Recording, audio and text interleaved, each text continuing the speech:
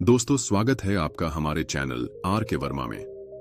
दोस्तों, गांव के जमींदार गंगाराम पटेल और बुलाखीराम नाई की चार बहुत ही रहस्यमय और मजेदार कहानी। दोस्तों, 4 नंबर वाली कहानी एक जीन और काले द्रिपो वाले राजा की है। वह कहानी जरूर सुने। दोस्तों, प्राचीन समय की बात है। एक बार गांव के जमींदार जाने माने गंगाराम पटेल और उनके गांव का एक मजदूर बुलाखीराम नाई काशी यात्रा पर निकले। बुलाखी नाई ने बड़ी शर्त रखी, पटेल जी के सामने, अगर आप मेरे संशय और सवाल दूर नहीं कर पाए तो मैं वापस चला आऊंगा। पटेल जी ने उसकी बात खुशी खुशी मान ली। वे दोनों प्रतापगढ़ नामक नगर में पहुंचे। दोनों को शाम हो गई थी। पटेल जी ने बुलाखी को पैसे देकर खाने का सामान लाने कहा और बुलाखीराम ने जो दृश्य देखा उसका सारा वर्णन पटेल जी से कह सुनाया। उसने पटेल को बताया, पटेल जी, आज शाम जब मैं सामान लेकर आपके पास वापस लौट रहा था तो मैंने बाजार में एक अनोखा दृश्य देखा। मैंने देखा कि 2 राजपुरुष एक सुंदर स्त्री की दोनों बाहें पकड़े उसे अपनी अपनी तरफ को खींच रहे थे। यह देखकर मैं उनके निकट पहुंचा। तभी अचानक वह स्त्री गायब हो गई और मैं आश्चर्यचकित होता हुआ आपके पास लौट आया। ठीक है, बोले पटेल, अभी अपनी उत्सुकता थोड़ी शांत रख। रात को सोने से पहले ही तुझे अपने प्रश्न का उत्तर मिल जाएगा। अभी तो भोजनादि की व्यवस्था कर, घोड़ों को दाना पानी खिला। कहकर पटेल शौच निवृत्ति के लिए चले गए। रात को जब दोनों भोजन करके निवृत्त हो गए तो पटेल ने कहा, बुलाखीराम, यहां से कुछ 100 कोस दूर वीरमगढ़ नाम का एक नगर है। इस नगर में चक्रधर नाम का एक राजा राज करता था। चक्रधर आयु में पूर्ण रूप से युवा था। अभी उसने विवाह भी नहीं किया था। वह सही अर्थों में अच्छे आचरण वाला एक प्रजापालक राजा था। प्रजा भी उसे बहुत चाहती थी। राजा चक्रधर का एक मंत्री बहुत दुष्ट था। वह राजा के सामने तो बड़ी मीठी मीठी बातें करता था, लेकिन पीठ पीछे उसकी बुराई करता था। उसने गुप्त रूप से पड़ोसी देश के राजा के साथ संपर्क बनाया हुआ था। पड़ोसी देश के राजा ने उससे वादा किया हुआ था कि यदि वह वीरमगढ़ नगर पर उसका अधिकार करा दे तो वह उसे बहुत सा धन और भूमि उपहार में देगा और उसे अपने राज्य का प्रधानमंत्री बना देगा। इसी लालच के कारण वह दुष्ट मंत्री राजा चक्रधर के राज्य की गुप्त सूचनाएं उसे चोरी छिपे पहुंचाता रहता था। उन सूचनाओं के आधार पर एक दिन उस पड़ोसी राजा ने राजा चक्रधर के नगर वीरमगढ़ पर धावा बोल दिया और इससे पहले कि राजा चक्रधर की सेना सावधान होती, उसी मंत्री की सहायता से पड़ोसी राज्य की सेना ने नगर पर अधिकार कर लिया। तब राजा के सैनिक जी जान से राजा के महल की रक्षा करने में जुट गए। राजा चक्रधर स्वयं हथियार लेकर शत्रु से जूझने निकला, लेकिन तभी उसके घायल वफादार सैनिक उसका रास्ता रोककर उससे कहा, राजन, बाहर मत जाइए। नगर पर शत्रु का अधिकार हो चुका है और अब दुश्मन के सैनिक टिड्डी दल की तरह महल पर अधिकार करने के लिए इधर ही बढ़े चले आ रहे हैं। स्थिति बहुत ही विषम हो चली है। ऐसे में आप किसी तरह बचकर यहां से चले जाइए।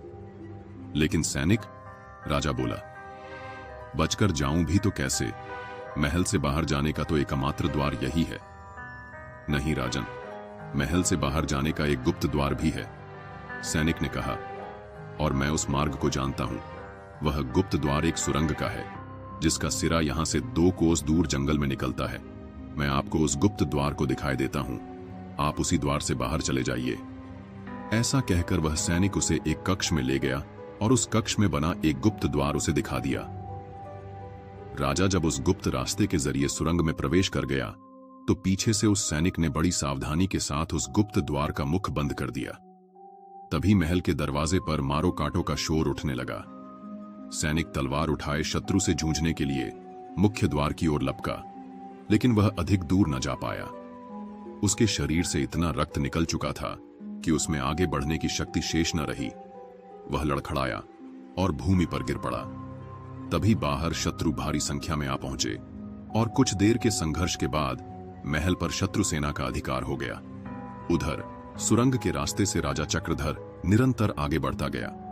सुरंग में अंधकार था, अतः अंधेरे में उसने कई जगह ठोकरें खाई, कई स्थानों पर गिरा, कई जगह उसके सिर से पत्थर टकराए, लेकिन किसी तरह वह सुरंग के मुहाने पर पहुंच गया। वह बाहर निकला तो स्वयं को एक जंगल में पाया। घनघोर जंगल, हिंसक पशुओं का भय, राजा प्यास से व्याकुल हो रहा था। उसने दाएं बाएं निगाहें दौड़ाई कि शायद कहीं जल का कोई स्रोत मिल जाए, लेकिन न तो उसे कोई सरोवर दिखाई दिया और न कोई नदी। तब वह जल की खोज में आगे चल दिया। जंगल निरंतर घना होता जा रहा था। काफी दूर चलने के बाद अंततः वह एक छोटे से चौरस मैदान में जा पहुंचा। उस मैदान में एक अत्यंत खूबसूरत 2 मंजिला मकान उसे बना हुआ दिखाई दिया। उस मकान को देखकर राजा की हैरत बढ़ गई। कौन रहता है इस मकान में? किसने इस बियाबान जंगल में बनवाया यह खूबसूरत मकान? कहीं यह मकान किसी शत्रु का तो नहीं? आदि प्रश्न उसके मन को मथने लगे।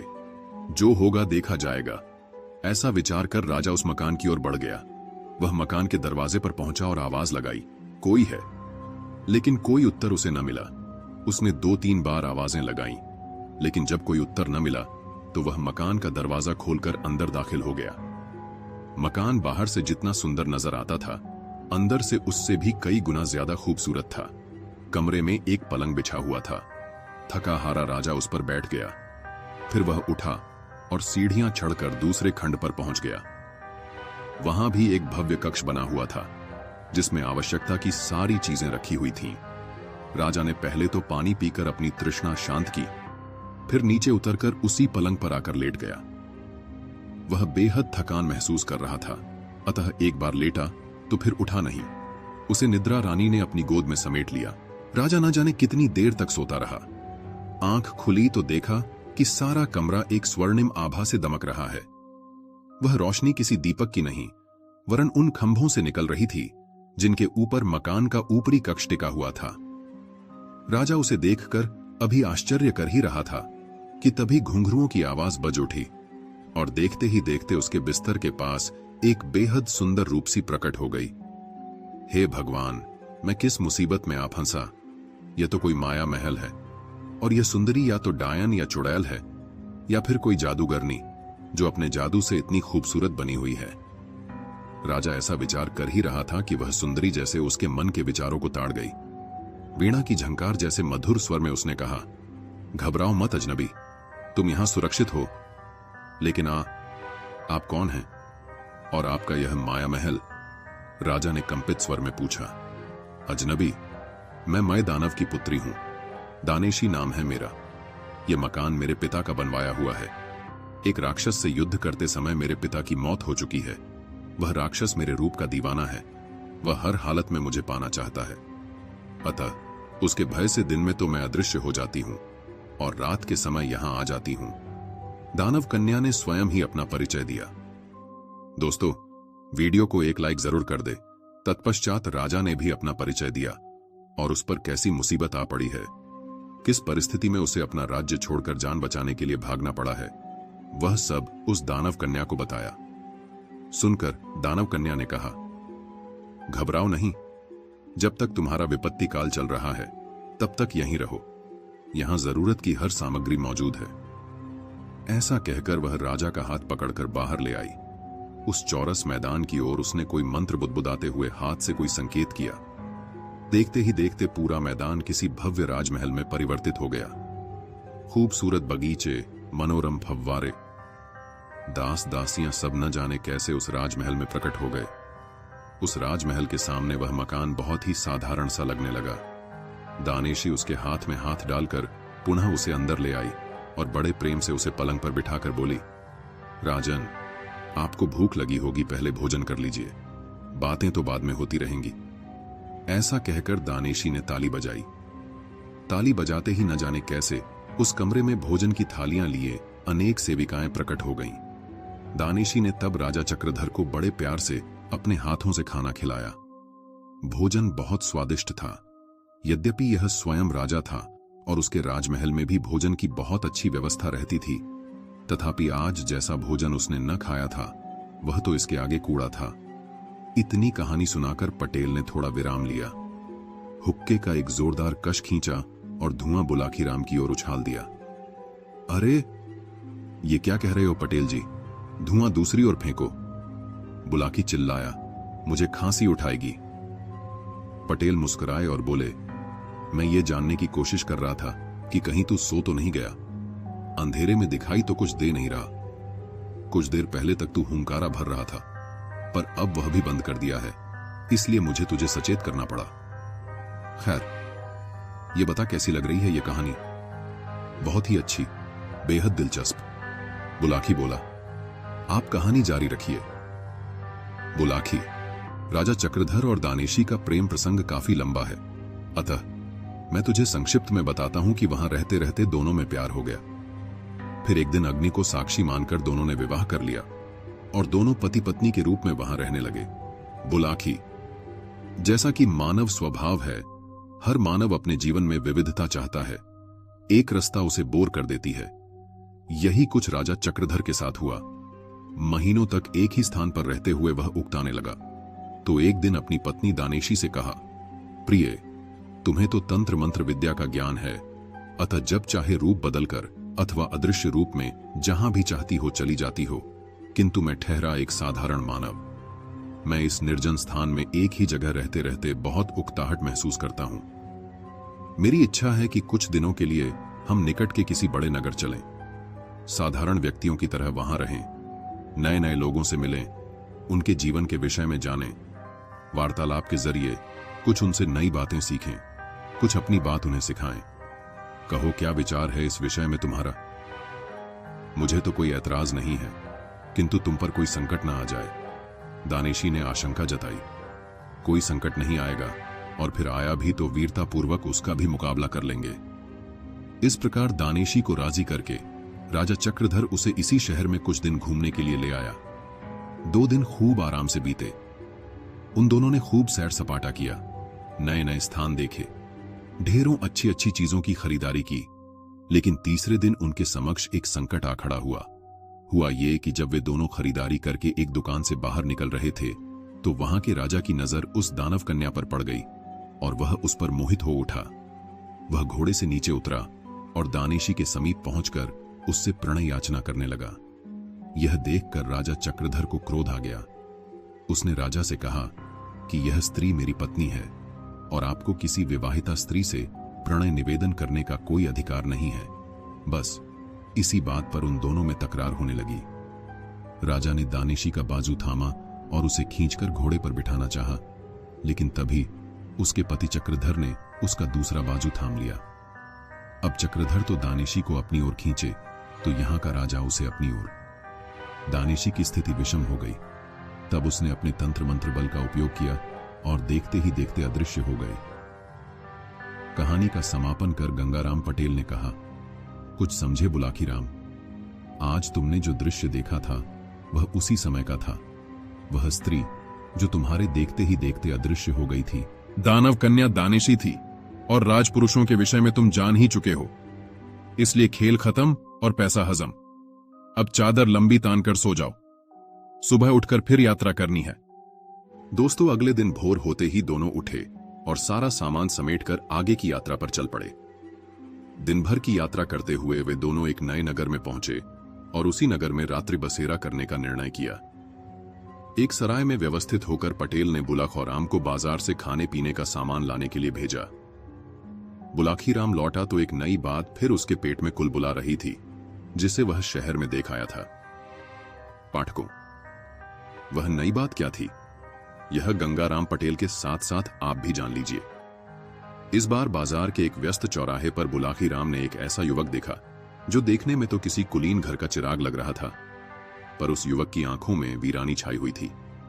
बार बार उसके मुंह से एक ही शब्द निकल रहा था, हाय प्यारी, तू कहां है? हाय प्यारी, तू कहां है? रात को सोने से पूर्व जब बुलाकी राम ने उस युवक के विषय में पूछा, तो गंगाराम पटेल ने उसे बताया, बुलाकी राम, जिस नगर में हम लोग ठहरे हुए हैं, इस नगर का नाम कमल नगर है। अब से लगभग 20 वर्ष पहले इस नगर में श्याम सिंह नाम का एक क्षत्रिय रहता था। श्याम सिंह खूब खाते पीते परिवार का था।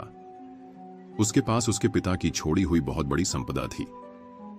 परिवार में पत्नी के अलावा एकमात्र पुत्र भुवन था, जिसकी आयु 10 वर्ष की हो चुकी थी।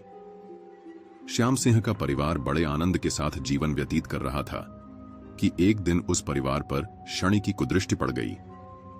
एक रहस्यमय बीमारी की चपेट में आकर श्याम सिंह और उसकी पत्नी का अनायास ही देहांत हो गया। 10 वर्षीय भुवन अनाथ हो गया। बुलाकी, भुवन की उम्र बेशक कम थी, किंतु उसके अंदर धैर्य और लगन को कोई कमी नहीं थी।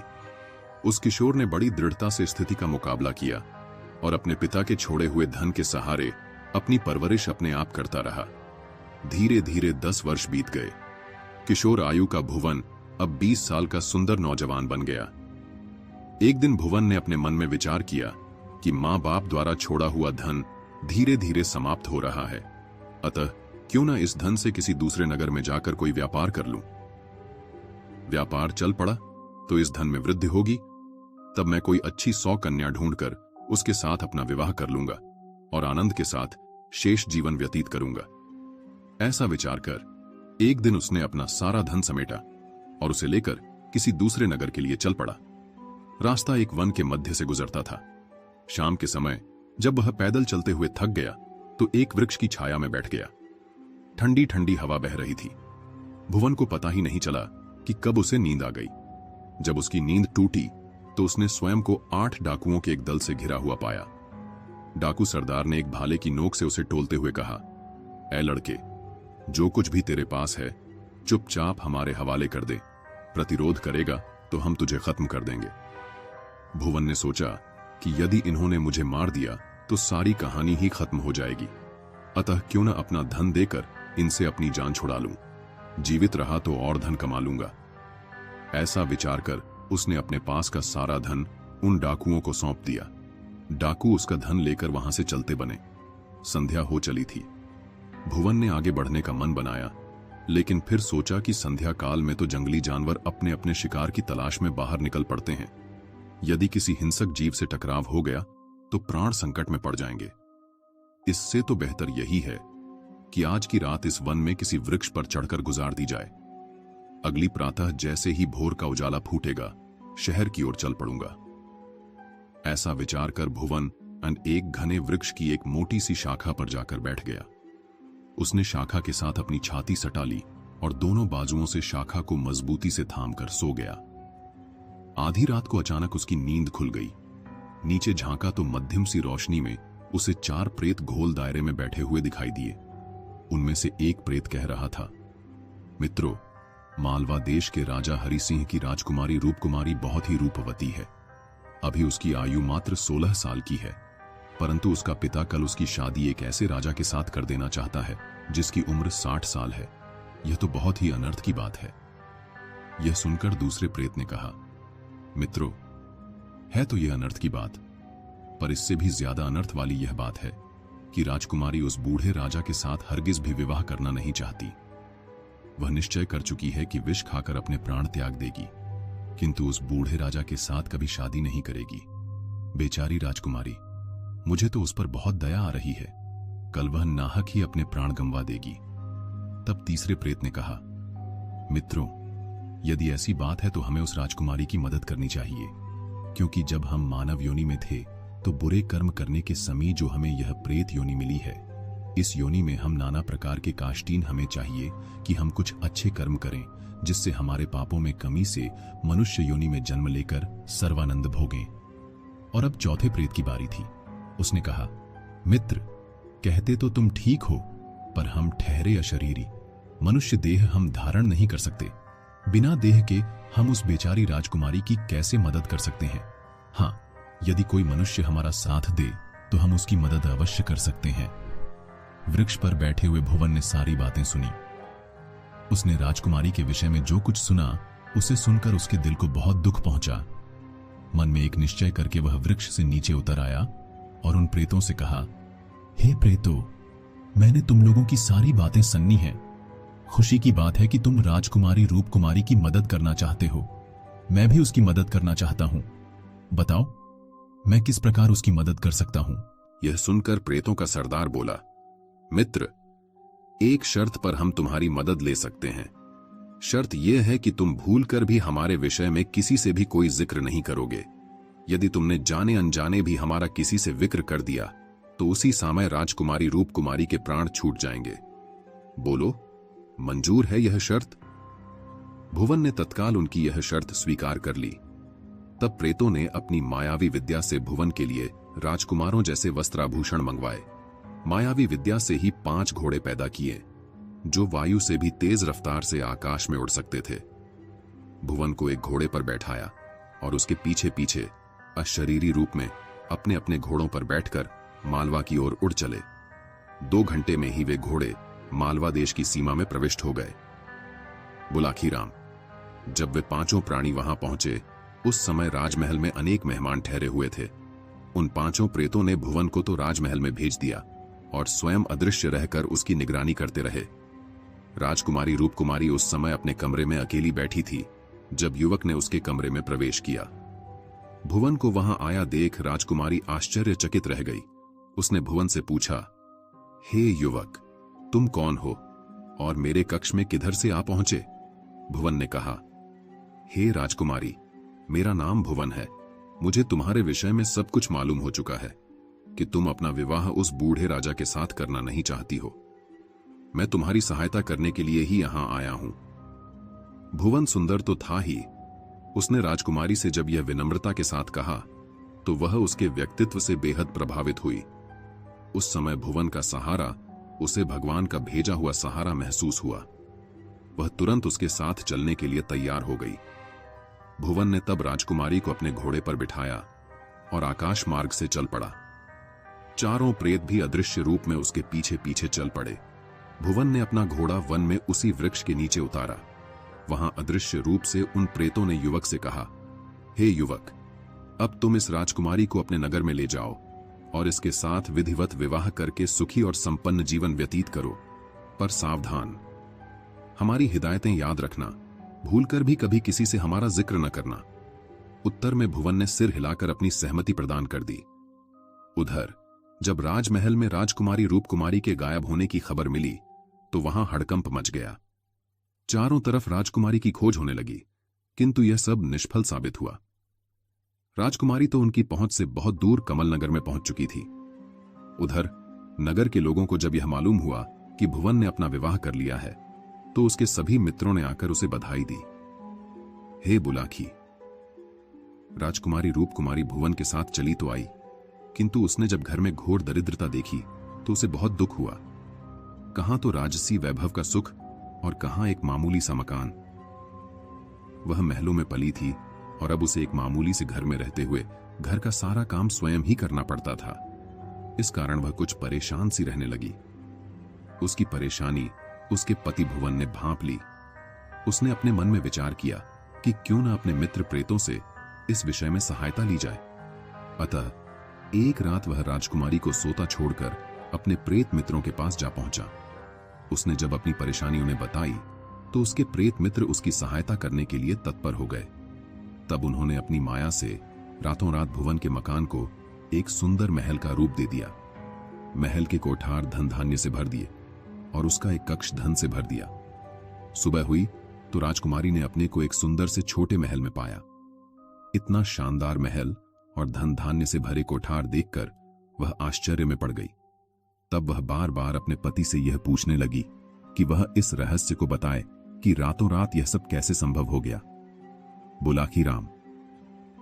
2 दिन तक भुवन अपनी पत्नी का आग्रह टालता रहा, किंतु जब वह बार बार आग्रह करती ही रही तो विवश होकर भुवन को यह बताना ही पड़ा कि यह सब उसके कुछ प्रेत मित्रों की कृपा से संभव हुआ है। वह नामुराद उस समय यह भूल ही गया कि प्रेतों ने किसी से भी इस रहस्य को न बताने की सख्त हिदायत की हुई है।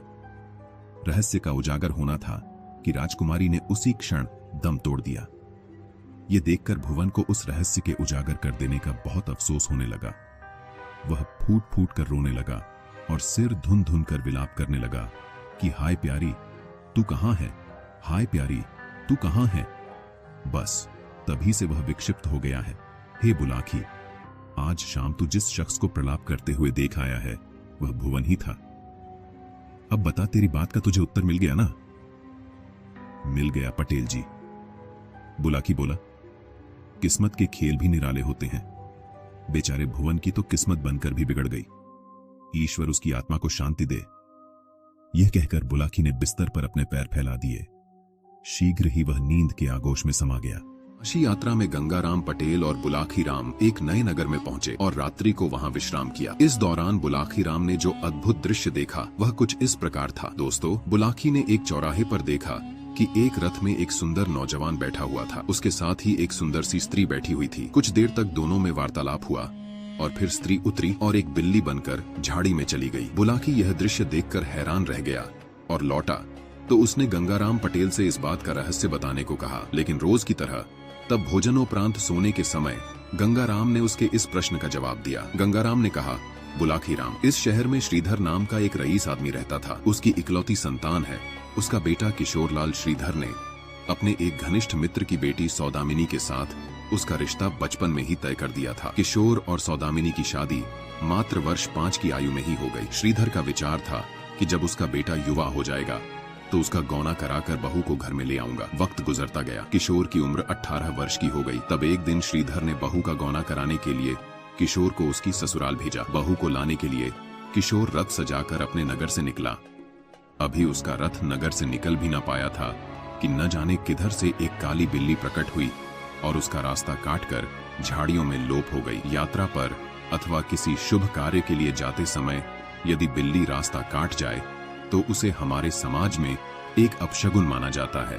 इसलिए किशोर ने अपशगुन हुआ जान रथ मोड़ लिया और वापस लौट आया। अगले दिन वह जब ससुराल के लिए फिर से रवाना हुआ तो उसी स्थान पर फिर से वही काली बिल्ली रास्ता काट गई। यह देखकर किशोर उस दिन भी नहीं गया और रथ को पुनः लौटा लाया। तीसरे दिन जब वह फिर से उसी स्थान पर पहुंचा तो इस बार बहुत सतर्क था। उसने चाबुक तैयार कर रखा था। वह सोच रहा था कि इस बार वह बिल्ली दिखाई दी तो उसे छोड़ेगा नहीं, उसकी चमड़ी उधेड़ कर ही दम लेगा।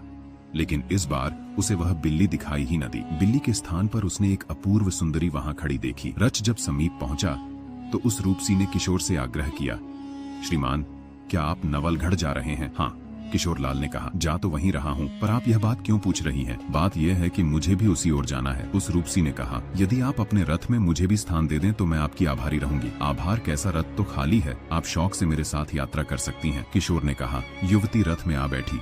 किशोर ने रथ आगे बढ़ा दिया। रास्ते में दोनों में आपस में बातें होती रहीं। किशोर ने उसे बता दिया कि विवाह के 13 वर्ष बाद आज वह अपनी पत्नी का गौना कराने के लिए अपनी ससुराल जा रहा है। यह सुनकर युवती थोड़ा गंभीर हो गई और उससे बोली, सुनो युवक, मुझे तंत्र विद्या का कुछ ज्ञान है। इस थोड़े से अरसे में मैंने तुम्हारे चेहरे का अध्ययन करके यह निष्कर्ष निकाला है कि शीघ्र ही तुम किसी मुसीबत में फंसने के लिए जा रहे हो। कैसी मुसीबत? किशोर ने आश्चर्य से पूछा।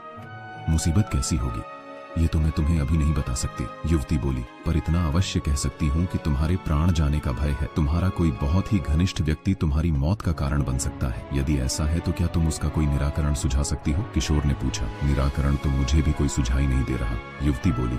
हाँ, यदि तुम सतर्कता बरतो तो संभव है उस बिन बुलाई आपत्ति से तुम्हें छुटकारा मिल जाए। देखो, यह मत सोचना कि मैं तुम्हें डरा रही हूँ या तुम्हें अपनी ससुराल जाने से हतोत्साहित कर रही हूँ। सच बात तो यह है कि मेरे इल्म के मुताबिक तुम्हें सारा भय अपनी ससुराल में ही है। इसलिए वहाँ जब तक ठहरो बेहद सावधान रहना। भोजन जब करो अपने साथ किसी अपने प्रिय व्यक्ति को भी साथ खिलाना, और यदि तुम्हें अकेले ही भोजन करना पड़े तो उसमें से पहला ग्रास निकालकर किसी कुत्ते या बिल्ली को जरूर खिलाना। तदोपरांत ही ग्रास मुंह में डालना। पानी पीते समय इस बात का जरूर ध्यान रखना कि जल शुद्ध भी है या नहीं। यदि जल का रंग कुछ बदला हुआ सा देखो या जल में तुम्हें किसी किस्म की कोई गंदगी नजर आए तो उस जल का उपयोग हरगिज मत करना। इन बातों पर गौर करोगे तो उस अनचाही विपत्ति से बहुत हद तक तुम्हें सुरक्षा मिल सकती है। धन्यवाद देवी, किशोर ने कहा। मैं आपकी हिदायतों पर जरूर अमल करूंगा। तब तक युवती का गंतव्य स्थल आ चुका था, अतः वह युवती तो किशोर को वहां तक लाने का धन्यवाद देकर वहीं उतर गई और किशोर अपने गंतव्य की ओर चला गया। किशोर अपनी ससुराल में पहुंचा तो उसका भरपूर स्वागत हुआ। सास ससुर ने उसकी बलैया ली। छोटे साले ने झुककर उसके चरण छुए, लेकिन पति के आगमन की बात सुनकर उसकी पत्नी सौदामिनी के दिल पर तुषारपात हो गया। अरे ऐसा क्यों? कहानी के बीच में पटेल के मुख से कहानी सुनते हुए अचानक बुलाकी राम ने पूछ लिया। पति के आने की बात सुनकर तो उसकी पत्नी सौदामिनी को खुश होना चाहिए। नव विवाहिताएं तो ऐसे अवसर की बड़ी ललक के साथ प्रतीक्षा किया करती हैं। हाँ, सो तो है बुलाकी, लेकिन ऐसा वही नवयुवतियां किया करती हैं जिन्हें अपने प्रियतम से प्यार होता है, जिनके मन में पिया से मिलने की उमंग होती है। किशोर की पत्नी सौदामिनी के मन में अपने पति से मिलने की उमंग ही नहीं थी। बात दरअसल यह थी कि जवान होते ही सौदामिनी पथभ्रष्ट हो गई थी। उसके संबंध शहर कोतवाल से बन गए थे। पति के आने से उसे इस बात का भय होने लगा कि अब वह अपने प्रेमी कोतवाल से कैसे मिल सकेगी। आगे क्या हुआ? बुलाकी ने पूछा। आगे यह हुआ कि पति के आगमन का समाचार सुन सौदामिनी अपने प्रेमी कोतवाल से एकांत में मिली और उससे कहा, तुम्हारा वियोग मुझसे सहा नहीं जाएगा प्रिय, तुम कोई ऐसा उपाय सोचो जिससे कि मुझे अपने पति के साथ जाना न पड़े। सौदामिनी। उसकी बात सुनकर उसका प्रेमी कोतवाल बोला, जाना तो एक न एक दिन तुम्हें अपने पति के साथ पड़ेगा ही, क्योंकि तुम्हारा उसके साथ विवाह हो चुका है। हाँ, कुछ दिन और यहाँ रुक जाओ, इस विषय में जरूर कुछ किया जा सकता है। तो फिर करो ना वह उपाय, मैं अधिक से अधिक समय तुम्हारे साथ बिताना चाहती हूँ, सौदामिनी व्यग्रता से बोली। कोतवाल ने तब उसे एक पुड़िया पकड़ा दी और कहा, इस पुड़िया में एक ऐसा जहर है जिसके खाने से आदमी की मौत बहुत धीरे धीरे होती है, परंतु अगर इसकी मात्रा कुछ ज्यादा खिला दी जाए तो व्यक्ति तत्काल मृत्यु को प्राप्त हो जाता है। तुम्हें जैसे ही अवसर मिले इस पुड़िया में से कुछ मात्रा उसके भोजन में मिला देना, तब वह गंभीर रूप से बीमार हो जाएगा। जाहिर है ऐसी हालत में वह कुछ समय तक तुम्हें अपने घर नहीं ले जा सकेगा, तब हम आज की तरह कुछ दिन तक और अपने मिलन का आनंद ले सकेंगे। भामिनी ने वह जहर की पुड़िया ले ली और उसे लेकर घर चली आई। अब यह इस मौके की तलाश में रहने लगी कि कब अपने पति को वह जहर खिला सके। उस रात किशोर की सास ने उसके लिए बड़े स्वादिष्ट व्यंजन तैयार कर उसे परोसे। किशोर तो सावधान था ही, उसने भोजन के समय अपने छोटे साले को अपने साथ खाने पर बिठा लिया। अतः सौदामिनी की योजना धरी की धरी रह गई। रात को दोनों अपने मकान के ऊपर बने एक एकांत कमरे में सोने चले गए। अगले दिन प्रातः जब किशोर उठा तो शौच जाने से पूर्व उसने अपनी पत्नी से पानी मांगा। किशोर की आदत थी कि वह सुबह उठकर सबसे पहले जल पीता था, ऐसा करने से उसका शौच खुलकर आता था। सौदामिनी को मौका मिल गया, उसने लोटे में जल भरा और पुड़िया खोलकर उस जल में उड़ेल दी, फिर लोटा लाकर किशोर को थमा दिया।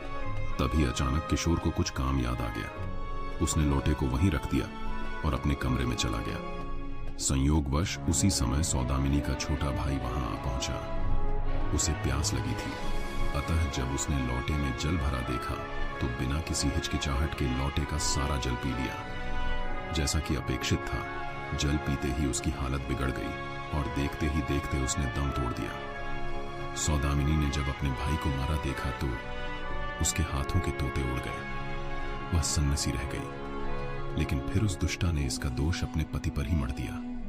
वह चीखने लगी, अरे लोगों दौड़ो, पकड़ो इस दुष्ट को, देखो इस दुष्ट पापी ने क्या कर डाला है, इसने मेरे छोटे भाई को गर्दन दबाकर मार डाला है। उसकी पुकार सुनकर सारे घर वाले और पड़ोसी इकट्ठे हो गए। यह सब देखकर किशोर के हाथ पांव फूल गए। उसने वह लोटा उठाकर एक ऊंचे स्थान पर रख दिया और लोगों को अपने विषय में सफाई देने लगा कि मैंने यह दुष्कर्म नहीं किया है। लेकिन कौन उसकी बात का यकीन करता। सबने मिलकर किशोर को पीटना शुरू कर दिया। स्थिति बिगड़ गई तो किसी व्यक्ति ने कोतवाली में जाकर शहर कोतवाल को सूचित कर दिया। तब नवलगढ़ की पुलिस किशोर को पकड़कर ले गई और उस पर कत्ल का इल्जाम लगाकर उसे कैद खाने में बंद कर दिया। बेचारा किशोर आया तो था अपनी पत्नी का गौना कराने और यहाँ आकर फंस गया एक कत्ल के केस में। अब किशोर को वह युवती याद आने लगी जिसने उसे किसी भावी मुसीबत से सतर्क रहने के लिए सावधानी बरतने को कहा था। किशोर ने सावधानी तो बेशक बरती थी, किंतु जो होनहार था वह होकर ही रहा। सारी रात कैद में रहते हुए नाना प्रकार के ख्याल उसे आते रहे और वह तरह तरह की आशंकाओं के भंवर में डूबता उतरता रहा। सुबह हुई तो उसे यह देखकर सुखद आश्चर्य हुआ कि यही युवती उसकी सहायता के लिए वहां आ पहुंची थी। उसके साथ एक वकील था। वकील ने इसकी की जमानत का न्यायाधीश द्वारा लिखा एक आदेश कोतवाल को दिखाया और किशोर को कैद खाने से आजाद करा लिया। कोतवाल को उम्मीद नहीं थी कि किशोर को इतनी जल्दी जमानत मिल जाएगी। वह तो उस पर न जाने कितने केस थोपने का मन बना चुका था, लेकिन उस युवती ने उसकी सारी योजना धूल में मिला दी थी। न्यायाधीश का आदेश था, अतः उसे किशोर को जमानत पर छोड़ना ही पड़ा।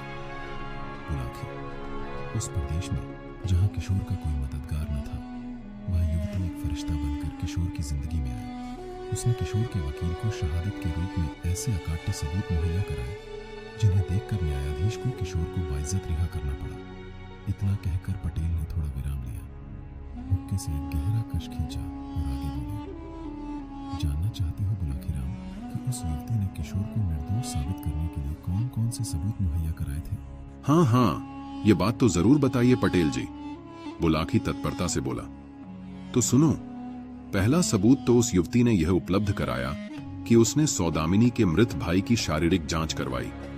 जांच से यह सिद्ध हुआ कि मृतक की मौत जहर पीने से हुई थी, न कि उसकी गर्दन दबाने से। हथप्राण की गर्दन पर भी किशोर के हाथों के निशान नहीं मिले थे। दूसरे, उस लोटे में भरे जल का भी परीक्षण कराया जिसके पीने से मृतक की मौत हुई थी। लोटे में अभी भी कुछ जल शेष रह गया था। उसके परीक्षण से यह सिद्ध हो गया कि लोटे में भरे उस जल में वह पुड़िया भी बरामद हो गई जिसमें जहर रखा गया था। पुड़िया में जहर का कुछ अंश अब भी शेष था। परीक्षण से साबित हो गया कि यह वही जहर था जिसके कारण हथप्राण को अपने प्राणों से हाथ धोने पड़े। जब और भी विस्तृत जांच की गई तो यह भी पता चल गया कि जहर स्वयं सौदामिनी ने किशोर के लोटे के जल में डाला था। यह भी पता चल गया कि वह जहर की पुड़िया उसे किसने उपलब्ध कराई थी। तो कोतवाल भी संदेह के घेरे में आ गया और सौदामिनी और उसके अवैध संबंधों की जानकारी भी प्रकाश में आ गई। इस पर न्यायाधीश ने सौदामिनी को गिरफ्तार करने और कोतवाल को उसकी मदद करने के आरोप में उसके विरुद्ध जांच करने के आदेश जारी कर दिए। यह सब इतनी तेजी से हुआ कि मात्र 14 दिन में ही सारा केस हल हो गया। बरी हो जाने पर जब किशोर ने आभार व्यक्त करने के लिए उस युवती की खोज की तो वह उसे कहीं भी नहीं मिली। तब वह उदास भाव से अपने नगर को चल पड़ा। जब वह अपने नगर की सीमा में दाखिल हुआ तो उसे यह देखकर बेहद आश्चर्य हुआ कि वह युवती उसी स्थान पर खड़ी थी जहां वह उससे पहली बार मिली थी। किशोर रथ से नीचे उतरा और श्रद्धा पूर्वक उस स्त्री को नमन किया। उसने बड़े सम्मान के साथ उसे रथ में बैठाया और बहुत देर तक उसका आभार प्रकट करता रहा। युवती बीच में कुछ नहीं बोली। वह तो बस मुस्कुराकर अनुराग भरी आंखों से उसकी ओर देखती रही। जब वार्तालाप समाप्त हो गया तो वह रथ से नीचे उतरी और एक बिल्ली का रूप धारण कर एक झाड़ी में लोप हो गई। कहानी को समाप्त करते हुए पटेल ने बुलाकीराम से कहा, बुलाकीराम, आज तुमने जो दृश्य देखा था वह उसी समय का था। वह स्त्री और कोई नहीं थी, वही थी जिसने किशोरलाल की मदद की थी और रथ में बैठा युवक स्वयं किशोरलाल था। उम्मीद है तेरी जिज्ञासा शांत हो गई होगी। गंगाराम पटेल और बुलाकी नाई और एक जिन की नई मजेदार कहानी। दोस्तों, काशी यात्रा में गंगाराम पटेल और बुलाकीराम एक नए नगर में पहुंचे और रात्रि को वहां विश्राम किया। इस दौरान बुलाकीराम ने जो अद्भुत दृश्य देखा वह कुछ इस प्रकार था। पटेल जी, आते वक्त मैंने एक काला महल देखा। महल बहुत रहस्यमय था तो मैंने उसके अंदर जाकर देखा तो देखा कि आधा पत्थर का इंसान जोर से चिल्ला रहा है। उसे एक खूबसूरत लड़की मारे जा रही है और कोई उसकी मदद नहीं कर रहा है। और उसके बाद वो लड़की एक अधमरे आदमी के पास जाकर रोने लगती है और ये बोलते हुए, तुम मुझसे बात क्यों नहीं करते हो, मुझे इस लायक नहीं समझते। और थोड़ी देर बाद में जब महल से बाहर आया तो वह सब गायब हो चुका था। पटेल जी, इसका पूरा वर्णन, पूरी कहानी मुझे बताइए, मैं सुनने के लिए उत्सुक हूँ। पटेल जी बोले, हाँ, बुलाकी, पर पहले खाना पीना हो जाए, उसके बाद मेरा हुक्का तैयार कर, फिर मैं तुझे सब कुछ बताता हूँ। रात को खाना खाने के बाद बुलाकी ने हुक्का तैयार किया, पटेल जी के सामने बैठ गया। पटेल जी बोले, हाँ भाई बुलाकी, तो सुन।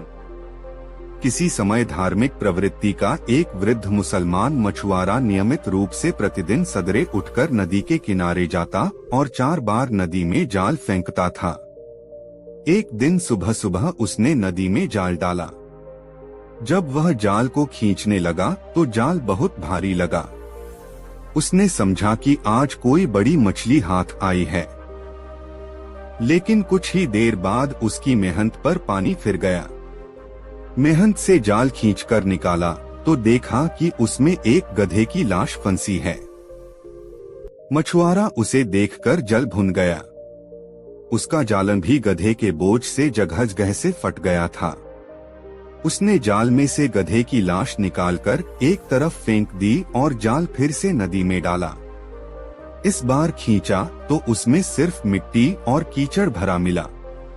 तब रुआसा सा होकर वह बोला, मेरा दुर्भाग्य तो देखो, 2 बार मैंने नदी में जाल डाला और मेरे हाथ कुछ नहीं आया।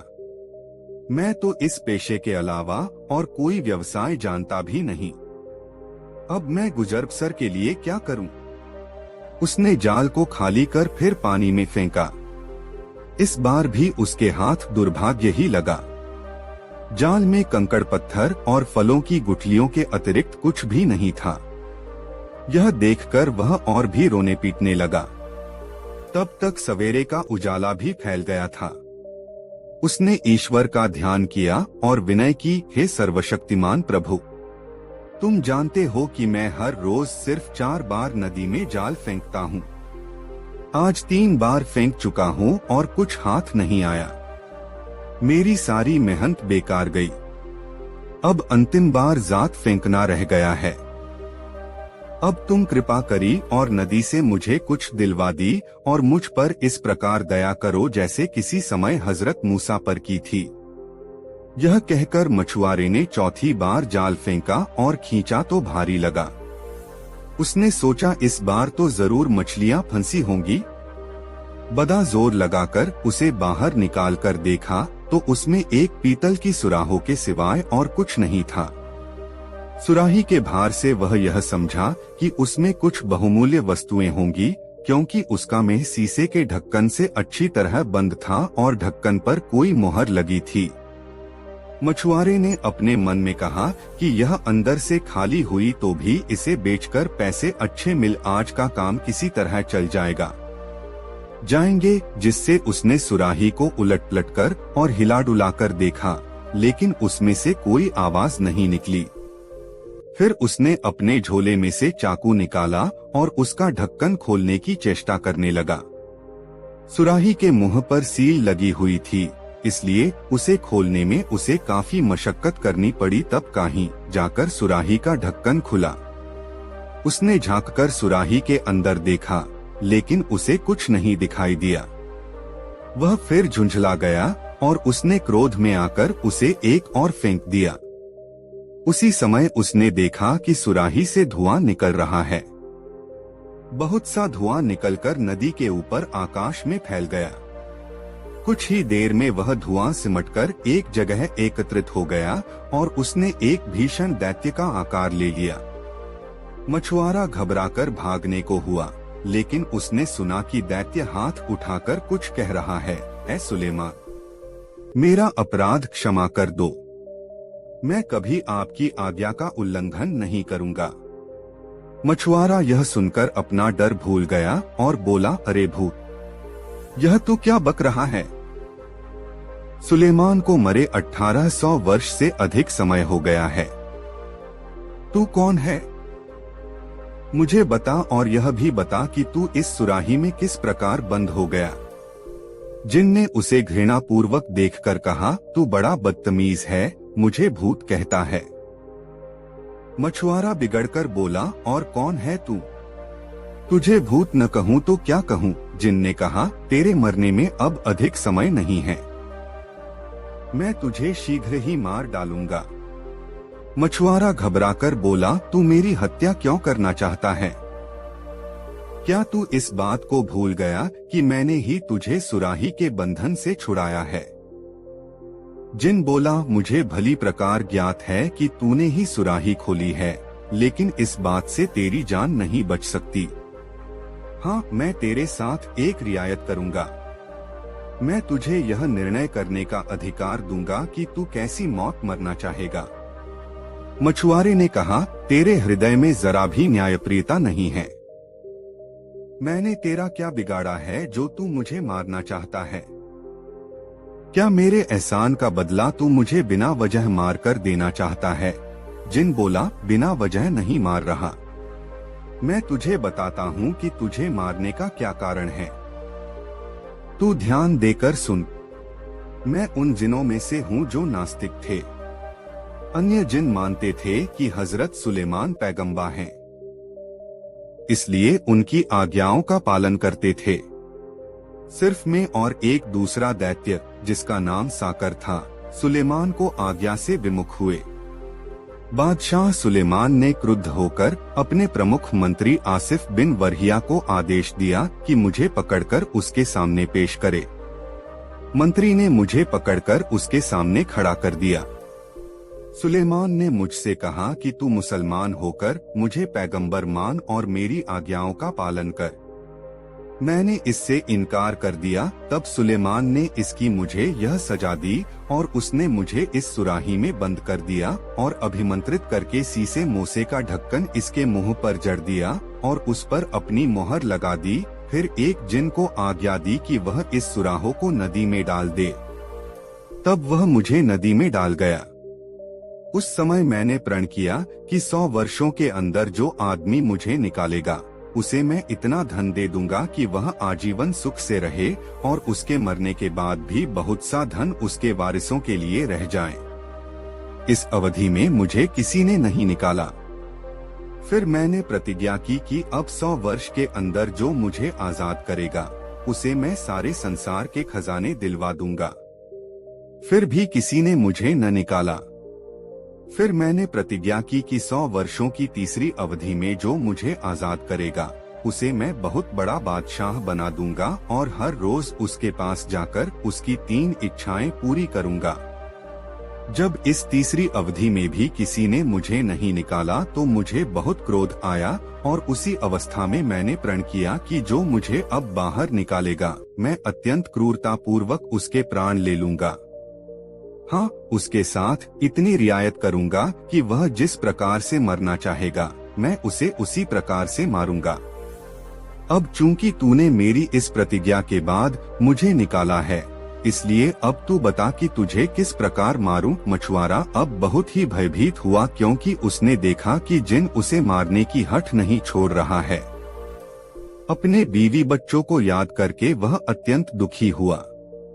उसने एक बार फिर जिन का क्रोध शांत करने का प्रयत्न किया और उससे अनुनय पूर्वक कहा, हे रहमदिल जिन, मैंने तो तुम्हारे साथ इतनी भलाई की है, तुम इसके बदले मुझ पर दया भी नहीं कर सकते। जिन बोला, इसी भलाई करने के कारण तो तेरी जान जा रही है। मछुआरे ने अंत में अपने बचाव का एक उपाय सोचा। वह जिन से बोला, अच्छा, अब मैं समझ गया कि तुम्हारे हाथ से मेरी जान नहीं बच सकती। यदि खुदा की यही मर्जी है तो मैं उसे खुशी खुशी कबूल करता हूँ। लेकिन मैं तुझे उसी पवित्र नाम की जिसे सुलेमान ने अपनी मोहर में खुदवाया था सौगंध देकर कहता हूँ कि जब तक मैं अपने मरने का तरीका सोचकर तय करूँ तुम मेरे एक प्रश्न का उत्तर दो। जिन इतनी बड़ी सौगंध से निरुपाय हो गया और कांपने सा लगा। उसने कहा, पूछ, क्या पूछना चाहता है? मैं तेरे प्रश्न का उत्तर दूंगा। मछुआरे ने कहा, मुझे तेरी किसी बात का विश्वास नहीं होता। तू इतना विशालकाय प्राणी है, इतनी छोटी सी सुराही में कैसे समा गया? तू झूठ बोलता है। जिन बोला, जिस पवित्र नाम की सौगंध तूने मुझे दिलाई है मैं उसको साक्षी मानकर कहता हूँ कि मैं उसी सुराहों में था। मछुआरे ने कहा, मुझे अब भी विश्वास नहीं है कि तू सच कहता है। इस सुराही में तो तेरा एक पाँव भी नहीं आएगा, तू पूरा का पूरा किस प्रकार इसमें समा गया? जिन ने कहा, क्या मेरे द्वारा इतनी बड़ी सौगंध खाने के बाद भी तुझे विश्वास नहीं? मछुआरा बोला, तेरे कसम खाने से क्या होता है? मैं तो तभी मानूंगा जब तुझे अपनी आंखों से सुराही के अंदर देखूं और उसमें से आती हुई तेरी आवाज सुनूं। यह सुनकर जिन फिर धुएं में परिवर्तित हो गया और सारी नदी पर फैल गया। फिर वह धुआं रूपी जिन एक स्थान पर इकट्ठा हो गया और धीरे धीरे सुराही में जाने लगा। जब बाहर का सारा धुआं सिमटकर भीतर चला गया और सुराहों के अंदर से जिन की आवाज आई, अब तो तुझे मालूम हुआ कि मैं झूठ नहीं कहता था, मैं इसी सुराही में बंद था। मछुआरे ने इस बात का उत्तर न दिया। उसने फौरन सुराही का ढक्कन, जिस पर सुलेमान की मोहर लगी थी, सुराही के मुंह पर रखा और मजबूती से बंद कर दिया। फिर बोला, ओ जिन, अब तेरी बारी है कि तू गिड़गिड़ाकर मुझसे अपने अपराध क्षमा करने को कहे, या फिर मुझे यह बता कि तू स्वयं मेरे हाथ से किस प्रकार मरना चाहता है। नहीं तो मेरे लिए तो यही उचित होगा कि मैं तुझे फिर इसी नदी में डाल दूं और नदी के तट पर घर बनाकर रहूं, ताकि जो भी मछुआरा यहाँ जाल डालने आए उसे चेतावनी दे दिया करूं कि यहाँ एक सुराही में एक महाभयंकर जिन बंद है। उसे कभी बाहर न निकालना, क्योंकि उसने प्रण किया है कि जो भी उसे बाहर निकालेगा वह जिन उसके प्राण ले लेगा। यह सुनकर जिन बड़ा विचलित हुआ और बोला, मेरे मित्र, तू ऐसा न कर। मैं अब तुझे मारने का इरादा कभी न करूंगा। बुराई के बदले में भी भलाई करनी चाहिए। तू भी मेरे साथ ऐसी ही भलाई कर जैसी इम्मा ने अतीका के साथ की थी। मछुआरे ने कहा, मुझे वह कहानी नहीं मालूम। जिन बोला, यदि तू यह कहानी सुनना चाहे तो मुझे बंधन मुक्त कर, क्योंकि सुराही में अच्छी तरह नहीं बोल पाऊंगा। मुझे मुक्त करे तो यही नहीं और भी बहुत अच्छी कथाएं सुनाऊंगा। जिन के बार बार गिड़गिड़ाने से द्रवित होकर ज्यों ही मछुआरे ने सुराही का ढक्कन खोला, उसमें से धुआं निकला और नदी पर फैल गया। कुछ देर में उसने जिन का रूप धारण कर लिया। जिन ने ठोकर मारकर सुराही को नदी में डुबा दिया। मछुआरा यह देखकर बहुत डरा और बोला, हे जिन, यह तूने क्या किया? क्या तू अपने वचन पर स्थिर नहीं रहना चाहता?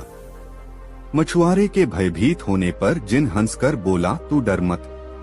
अपना जाल उठा और मेरे पीछे पीछे आ। वे दोनों वहां से चल पड़े और एक वन के अंदर से गुजरकर एक पहाड़ की चोटी पर चढ़ गए। फिर वहां से उतरकर एक लंबे चौड़े महल में गए। उस महल में एक तालाब दिखाई दिया जिसके चारों ओर टीले थे। तालाब के पास पहुंचकर जिन ने मछुआरे से कहा, तू इस तालाब में जाल डाल और मछलियां पकड़। महुआरा खुश हो गया क्योंकि तालाब में बहुत सी मछलियां थीं। उसने जाल डालकर खांचा तो उसमें 4 मछलियां फंसी हुई नजर आईं, जो 4 रंग की थी, सफेद, लाल, पोलो और कांचा। उसमें ने कहा, तू इन मछलियों को लेकर यहाँ के बादशाह के पास चला जा। वह तुझे इतना धन देगा जो तूने कभी देखा भी नहीं होगा। किंतु एक बात का ध्यान रखना, तालाब में एक दिन में एक ही बार जाल डालना। यह कहकर जिन ने जमीन में जोर की ठोकर मारी। जमीन फट गई और जिन उसमें समा गया। जिन के उस गड्ढे में समाने के बाद जमीन फिर समतल हो गई, जैसे उसमें कभी गड्ढा हुआ ही न हो। मछुआरा 4 मछलियां पकड़कर बादशाह के महल में ले गया। बादशाह मछलियों को देखकर बेहद खुश हुआ और अपने वजीर से बोला, जाओ, यूनान के राजा ने जिस बावर्धिन को हमें भेंट स्वरूप दिया था, इन मछलियों को उस बावर्चिन के पास ले जाओ। सिर्फ वही ऐसी होशियार है जो इन सुंदर मछलियों को भली भांति पका सकती है। मंत्री मछलियों को बावर्चिन के पास ले गया। बादशाह ने मछुआरे को 400 मोहरें इनाम में दे डाली। बावर्चिन ने मछलियों के टुकड़े करके उन्हें धो धो कर तलने के लिए गरम तेल में डाल दिया। जब टुकड़े एक ओर से लाल सुर्ख हो गए तो उसने उन्हें पलटा। उस समय उसने जो कुछ देखा उसे देखकर उसकी आंखें फट गई। उसने देखा कि एकाएक रसोई घर की दीवार फट गई और उसमें से एक अति सुंदर स्त्री बड़े ठाट-बाट से भड़कीले कपड़े पहने बाहर निकली। उसके शरीर पर मिस्र देश की रानियों जैसे बेशकीमती आभूषण थे। उसके वस्त्र भी राजसी और मूल्यवान थे। स्त्री बाहर आकर अपने हाथ में पकड़ी मूल्यवान छड़ी उठाकर उस कड़ाही के पास आ खड़ी हुई जिसमें मछलियां भुन रही थीं। उसने एक मछली पर छड़ी मारी और बोली, ओ मछली, क्या तू अपनी प्रतिज्ञा पर कायम है? मछली में कोई हरकत न हुई। स्त्री ने फिर छड़ी मारी और अपना प्रश्न दोहराया। इस पर 4 मछलियों में हरकत हुई और वे बोली, यह सच्ची बात है, तुम हमें मानोगी तो हम तुम्हें मानेंगे, और अगर तुम हमारा ऋण वापस करोगी तो हम तुम्हारा ऋण वापस कर देंगे। यह सुनते ही स्त्री ने कड़ाही को, जिसमें मछलियां पड़ी थीं, जमीन पर उलट दिया और स्वयं दीवार में समा गई। दीवार पहले की तरह सामान्य हो गई। बावर्चिन इस घटना को देखकर मूर्छित हो गई। कुछ देर बाद वह होश में आई तो देखा कि मछलियां चूल्हे के अंदर गिरकर कोयला हो चुकी हैं। वह अत्यंत दुखी होकर रोने लगी। वह सोच रही थी, मैंने तो यह सारा दृश्य अपनी आंखों से देखा है, लेकिन इस पर बादशाह को कैसे विश्वास आएगा। वह इसी चिंता में बैठी थी कि तभी मंत्री ने आकर पूछा, मछलियाँ पक चुकी या नहीं। बावर्चिन ने मंत्री को सारा वाकया बताया। मंत्री को इस कहानी पर विश्वास तो नहीं हुआ, लेकिन उसने बावर्चिन की शिकायत करना ठीक न समझा। उसने बादशाह से मछलियों के खराब होने का कोई बहाना बना दिया और मछुआरे को बुलाकर आदेश दे दिया, जाओ वैसी ही 4 मछलियां और ले आओ। मछुआरे ने जिनसे किया हुआ वादा तो उसे न बताया, लेकिन कोई और मजबूरी बता दूं कि अब मछलियां क्यों नहीं आ सकी। दूसरे दिन मछुआरा फिर उस तालाब पर गया और तालाब में जाल डाला। फलस्वरूप उसी प्रकार की 4 रंगों वाली मछलियां आज फिर उसके जाल में फंसरसी। मछलियां लेकर वह मंत्री के पास पहुंचा। मंत्री ने उसे इनाम दिया और बावर्चिन के पास मछलियां लाकर कहा, इन्हें मेरे सामने पकाओ। बावर्चिन ने पहले दिन की तरह मछलियों काट और धोकर गरम तेल में डालो और जब उन्हें कड़ाही में तलने लगी तो आज फिर अचानक दीवार फट गई और वही स्त्री हाथ में छड़ी लेकर निकली और छड़ी से एक मछली को छूकर पहले दिन जैसी हरकत की। तब उन 4 मछलियों ने जुड़कर, सिर उठाकर और पूंछ पर खड़े होकर वहीं उत्तर दिया। स्त्री ने आज फिर कड़ाही उलट दो और दीवार में समा गई। दीवार फिर जुड़कर पहले जैसी हो गई। मंत्री इन सब बातों को देखकर अचंभित हो गया। जब दरबार में जाकर उसने यह बात बादशाह को बताई तो उसे भी घोर आश्चर्य हुआ। वह बोला, मैं स्वयं अपनी आंखों से यह सब देखना चाहता हूँ। बजोर ने फिर मछुआरे को हुक्म दिया, ऐसी ही 4 मछलियाँ और ले आ। मछुआरा बोला, सरकार अब मैं 3 दिन से पहले मछलियां लाने में असमर्थ हूँ। चूंकि सारा दृश्य अद्भुत था, इसलिए बादशाह ने मछुआरे पर कुछ जोर नहीं डाला। 3 दिन बाद उसने फिर वैसी ही 4 मछलियां लाकर बादशाह को दे दी। बादशाह ने खुश होकर उसे 400 अशर्फियां इनाम में दो। बादशाह ने मंत्री से कहा, बावर्चिन को हटा दो और तुम खुद मेरे सामने इन मछलियों को पकाओ। मंत्री ने बावर्ची खाना अंदर से बंद करके मछलियां पकाना शुरू किया।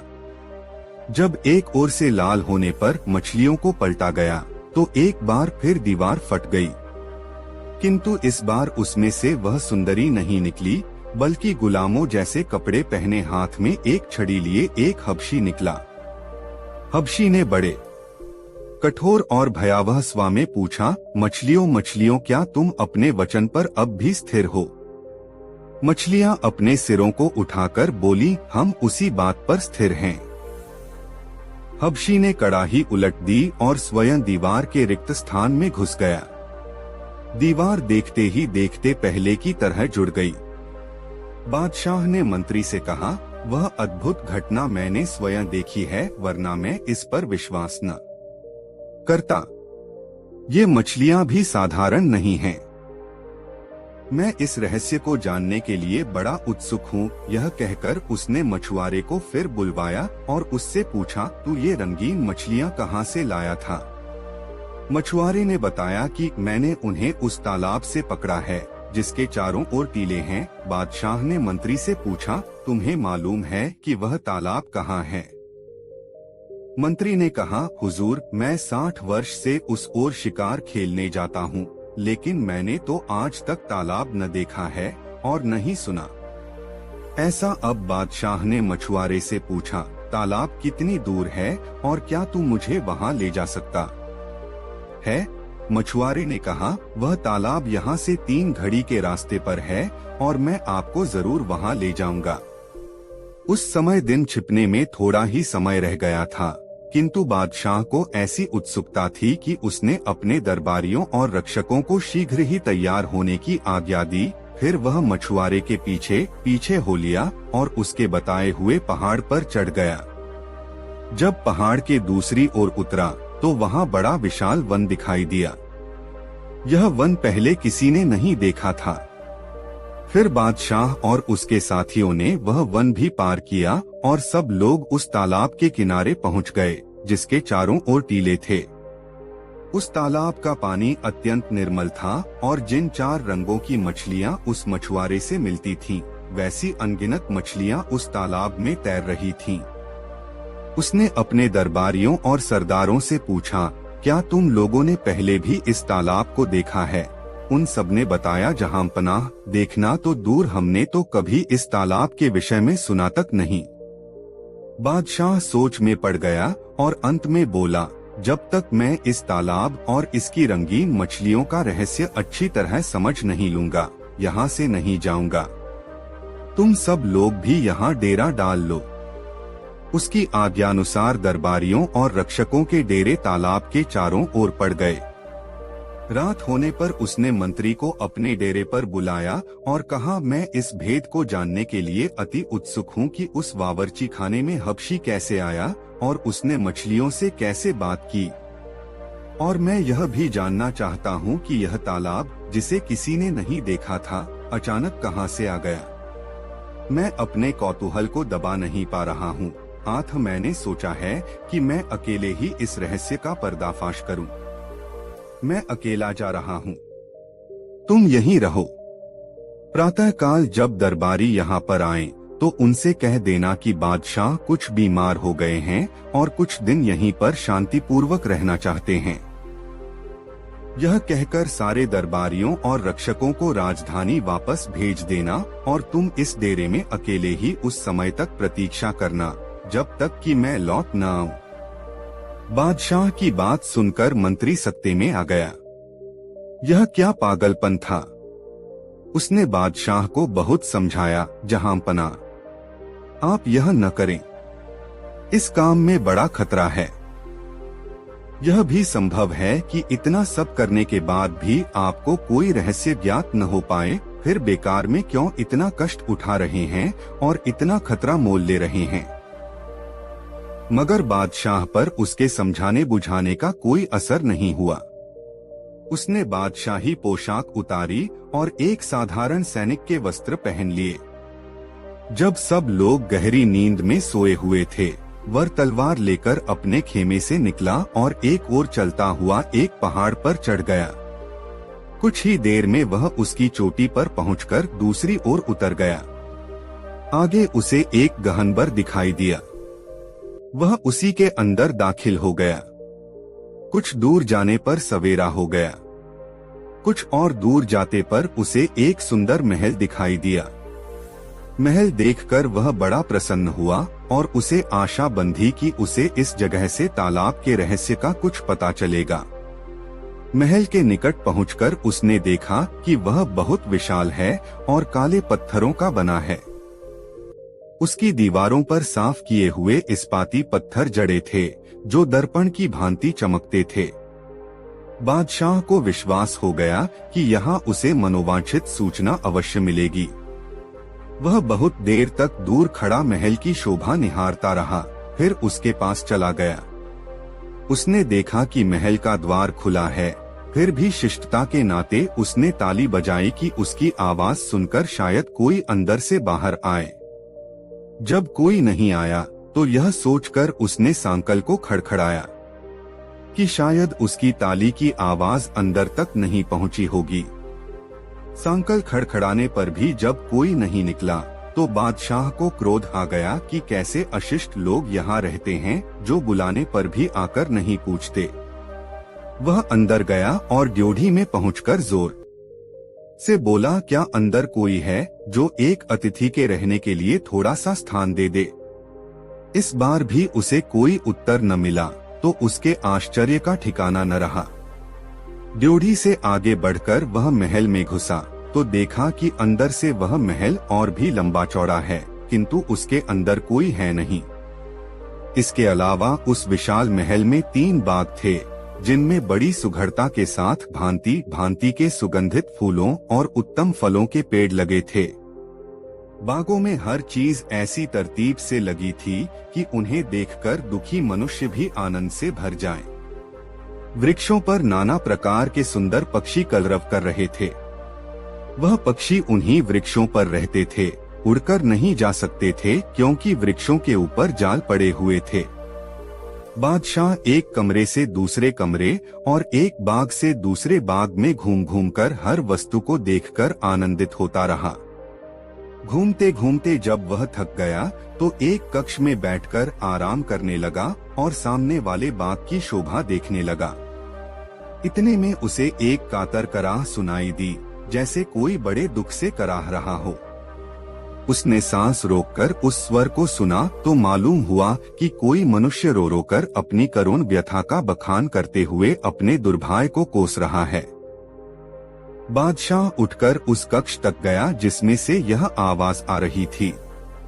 फिर पर्दा उठाकर उसने देखा कि एक नवयुवक सिंहासन जैसे किसी ऊंचे तख्त पर राजसी वस्त्र पहने बैठा है और करुण स्वर में विलाप कर रहा है। बादशाह ने उसके निकट जाकर इसका कारण पूछा तो युवक बोला, मुझे क्षमा कीजिए, मैं उठकर आपका स्वागत करने में असमर्थ हूँ। दोस्तों, वीडियो को एक लाइक जरूर कर दे। बादशाह ने कहा, मैं आपके शौलवान व्यवहार से बड़ा प्रभावित हुआ हूँ। वास्तव में ऐसा कोई कारण होगा कि आप उठ न सके, किंतु आपके दुख को देखकर मुझे भी बेहद दुख हुआ है। आप मुझे बताइए कि मैं आपका कर किस प्रकार दूर कर सकता हूँ। तालाब का रहस्य क्या है और उसको मछलियाँ कौन हैं? यह सुनकर वह युवक फिर रोने लगा और बोला, मेरा हाल सुनने के पहले यह देख लीजिए। यह कहकर उसने अपना कपड़ा उठाया तो बादशाह ने देखा कि वह नाभि से ऊपर तो जीवित मनुष्य है और नीचे काले पत्थर का बना हुआ है। यह देखकर राजा की आंखें फटी की फटी रह गई और वह बोला, मुझे तो यहाँ की प्रत्येक वस्तु देखकर आश्चर्य और उत्सुकता बहुत बढ़ गई है। अल्लाह के वास्ते तफसील से अपना हाल बताइए। मुझे विश्वास हो रहा है कि तालाब को रंग बिरंगी मछलियों के रहस्य का भी आपसे ही संबंध है। आप मुझे अपनी दास्तान सुनाइए। कहते हैं कि दूसरे को अपना दुख सुनाने से आदमी का कुछ दुख तो दूर होता हो है। युवक ने कहा, मुझे अपनी दशा के वर्णन से भी बड़ा कष्ट होता है, किंतु आपका आग्रह है इसलिए कहता हूँ। फिर वह युवक बादशाह को अपनी आपबीती सुनाने लगा। मेरे पिता का नाम महमूद शाह था। वे काले द्वीपों के बादशाह थे। वे काले द्वीप 4 विख्यात पर्वत हैं। उनकी राजधानी उसी स्थान पर थी जहाँ वह रंगीन मछलियों वाला तालाब है। 70 वर्ष की उम्र में मेरे पिता का देहांत हो गया और उनकी जगह में राज सिंहासन पर बैठा। मैंने अपने चाचा की बेटी के साथ विवाह किया। मैं उसे बहुत चाहता था, वह भी मुझे बहुत चाहती थी। 5 वर्ष तक हम लोग सुखपूर्वक रहते रहे। 5 साल बाद धीरे धीरे मुझे एहसास होने लगा कि उसका मेरे प्रति पहले जैसा प्रेम नहीं है। एक दिन दोपहर के भोजन के पश्चात वह स्नानगृह को गई और मैं अपने शयन कक्ष में लेटा रहा। 2 दासियां जो बेगम को पंखा झला करती थीं, मेरे सिरहाने पैताने बैठ गईं। वे मुझे आराम देने के लिए पंखा झलने लगी। मुझे सोया जानकर वे वहीं बैठी धीमे धीमे बातचीत करने लगी। मैं सोया नहीं था, किंतु उनकी बातें सुनने के लिए सोने का बहाना कर रहा था। एक दासी बोली, हमारी मलिका बड़ी दुष्टा है, जो ऐसे सुंदर और सुशील पति को प्यार नहीं करतो। दूसरी बोली, तू ठीक कहती है। रात में बादशाह को अकेला सोता छोड़कर वे न जाने कहाँ जाती हैं और बेचारे बादशाह को कुछ पता ही नहीं चलता। ये बेचारे जाने भी कैसे, बेगम रोज रात को इनके शरबत में कोई नशा मिलाकर इन्हें दे देती हैं। ये नशे में बिल्कुल बेहोश हो जाते हैं और वह जहाँ चाहती हैं चली जाती हैं। फिर सवेरा होने से पहले आकर इन्हें होश में लाने की सुगंध सूंघा देती हैं। मेरे बुजुर्ग दोस्त, मुझे यह सुनकर इतना दुख हुआ कि उस दुख का वर्णन मेरी सामर्थ्य से बाहर है।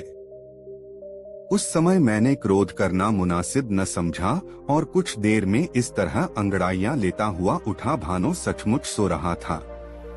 कुछ देर में बेगम भी स्नान करके वापस आ गई। उस रात भोजन के बाद मैं शयन करने के लिए लेटा तो बेगम हमेशा की तरह मेरे लिए शरबत का प्याला लाई।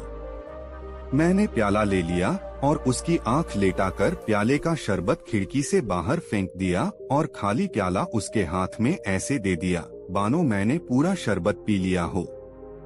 फिर हम दोनों पलंग पर लेट गए। बेगम ने मुझे सोता समझकर अलग से उठकर एक मंत्र पढ़ा और मेरी तरफ मुंह फेर कर कहा, तू ऐसा सो कि कभी न जागे। फिर यह भड़कीले वस्त्र पहनकर कमरे से निकल गई।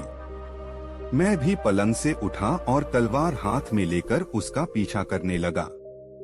वह मुझसे केवल थोड़ा ही आगे थी और उसकी पदचाप मुझे साफ सुनाई दे रही थी, लेकिन मैं ऐसे धीरे धीरे पाँव रखकर उसके पीछे पीछे चल रहा था कि उसे मेरे आने का कोई आभास न मिले।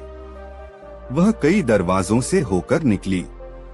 उन सभी में ताले लगे थे, किंतु उसकी मंत्र शक्ति से सभी ताले खुलते जा रहे थे। आखिरी दरवाजे से निकलकर जब वह बाग में गई तो मैं दरवाजे के पीछे छिपकर देखने लगा कि देखें वह क्या करती है। वह बाग से आगे बढ़कर एक छोटे से बगीचे के अंदर चली गई जो चारों तरफ से झाड़ियों से घिरा हुआ था। मैं भी एक दूसरे रास्ते से होकर उस बगीचे के अंदर चला गया और इधर उधर आंखें घुमाकर उसे ढूंढने लगा। कुछ देर में मैंने देखा कि वह एक हबशी गुलाम पुरुष के हाथ में हाथ दिए टहल रही थी और कह रही थी, मैं तो तुम्हें प्राणपण से प्रेम करती हूँ और तुम्हारा यह हाल है कि मुझसे सीधे मुंह बात भी नहीं करते, हमेशा मुझे बुरा भला कहा करते हो। आखिर तुम चाहते क्या हो? क्या तुम मेरे प्रेम की परीक्षा लेना चाहते हो? तुम मेरी शक्ति जानते हो।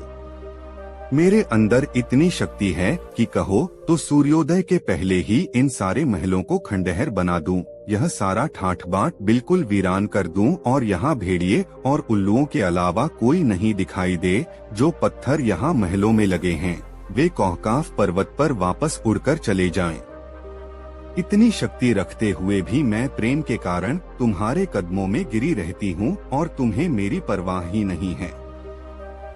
यही बातें करते करते जब वे लोग उस झाड़ी के पास पहुँचे जहाँ मैं छुपा था, तब मैंने अंधेरे का लाभ उठाकर उस हबशी की गर्दन पर पूरे जोर से तलवार का वार किया। वह लड़खड़ाकर गिर गया। मैंने बेगम को इसलिए छोड़ दिया क्योंकि वह मुझे बेहद प्रिय थी और चाचा की बेटी भी थी। बेगम अपने प्रेमी को गिरता देखकर विकल हो गई। उसने मंत्र के बल से अपने प्रेमी को स्वस्थ करना चाहा, किंतु वह केवल उसे मरने से ही बचा सकी। उस हबशी की हालत ऐसी हो गई थी कि न उसे जीवित कहा जा सकता था न मृत। मैं चुपचाप महल को लौटा। लौटते समय भी मैंने सुना कि बेगम अपने प्रेमी के घायल होने पर करुण क्रंदन कर रही है। मैं उसे उसी तरह रोता पीटता छोड़कर अपने शयन कक्ष में आया और पलंग पर लेटकर सो गया। सुबह जागने पर मैंने बेगम को अपनी बगल में सोता पाया। यह साफ जाहिर था कि वह वास्तव में सो नहीं रही थी, केवल सोने का बहाना कर रही थी। मैं उसे यूं ही छोड़कर उठ खड़ा हुआ और अपने नित्य कर्मों से फारिग होकर राजसी वस्त्र पहनकर दरबार को चला गया। जब दिन भर राजकाज निपटाने के बाद मैं अपने महल में आया तो देखा कि बेगम ने शोक संताप सूचक काले वस्त्र पहन रखे हैं और बाल बिखेरे हुए बैठी उन्हें नोच रही है। मैंने उससे पूछा, यह तुम कैसा व्यवहार कर रही हो? यह मातम किस कारण है? इस पर वह बोली, बादशाह सलामत, मुझे क्षमा करें। मैंने आज 3 शोक समाचार पाए हैं, इसलिए काले कपड़े पहने मातम कर रही है। वह कौन से समाचार हैं? मेरी माता का देहांत हो गया है, मेरे पिताजी एक युद्ध में मारे गए हैं और मेरा एक भाई ऊंचाई से गिरकर मर गया है। मैंने कहा, समाचार बुरे हैं, लेकिन तुम्हारे इस प्रकार मातम करने के लायक नहीं हैं। फिर भी वे तुम्हारे संबंधी थे और तुम्हें उनकी मृत्यु का शोक होना ही चाहिए। इसके बाद वह कमरे से चली गई और मुझसे अलग होकर उसी प्रकार रोती पीटती रही। मैं उसके दुख का कारण जानता था। इसलिए मैंने उसे समझाने बुझाने की चेष्टा भी न की। 1 वर्ष तक यही हाल रहा। फिर एक दिन उसने कहा, मुझसे दुख नहीं सहा जाता, मैं एक मकबरा बनवाकर उसमें रात दिन रहना चाहती हूँ। मैंने उसे ऐसा करने की अनुमति भी दे दी। उसने एक बड़ी भारी गुंबद वाली मकबरे जैसी इमारत बनवाई और उसका नाम मातम महल रखा। जब वह बन चुका तो उसने अपने घायल प्रेमी हबशी को वहां लाकर रखा और स्वयं भी दहा रहने लगी। वह दिन में एक बार उसे कोई दवा खिलाती और जादू मंत्र भी करती थी। फिर भी उसे ऐसा प्राणघातक घाव लगा था कि औषधि और मंत्रों के बल पर सिर्फ उसकी सांसें ही अटकी हुई थीं। वह न चल पाता था, न बोल पाता था, सिर्फ बेगम की ओर टुकुर टुकुर देखा करता था। बेगम के प्रेम को जीवित रखने के लिए इतना ही काफी था। वह उससे घंटों प्रेम की बातें करके अपने दिल को तमल्ली दिया करती थी। मैं जानता था कि वह क्या करती है, फिर भी मैं उसके सारे क्रियाकलाप ऐसे साधारण रूप से देखता रहा जैसे मुझे कोई बात मालूम ही न हो। किंतु एक दिन में अपनी उत्सुकता नहीं रोक सका और मैंने देखना चाहा कि वह अपने प्रेमी के माथ क्या करती है। मैं उस मकबरे में ऐसी जगह छुपकर बैठ गया जहां से मुझे बेगम और उसके प्रेमी की सारी बातें सुनाई दें, लेकिन उनमें से कोई मुझे न देख सके। बेगम अपने प्रेमी से कह रही थी, इससे बड़ा दुर्भाग्य और क्या हो सकता है कि मैं तुम्हें ऐसी विवशता की अवस्था में देखती हूँ।